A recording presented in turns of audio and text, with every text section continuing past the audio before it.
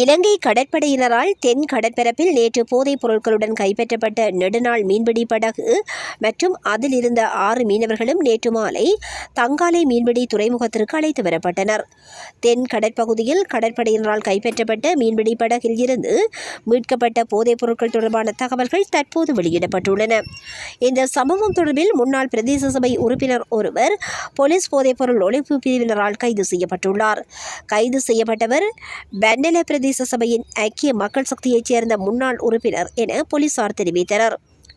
இதன் அடிப்படையில் அந்த படகில் இருந்து 5 பைகளில் 100 பொதிகளாக அடைக்கப்பட்டிருந்த 115 கிலோவுக்கும் அதிகமான ஹெரோயின் மற்றும் 13 பைகளில் 200 பொதிகளாக அடைக்கப்பட்டிருந்த 261 கிலோவுக்கும் அதிகமான ஐஸ் போதைப் பொருட்களும் கண்டுபிடிக்கப்பட்டுள்ளன.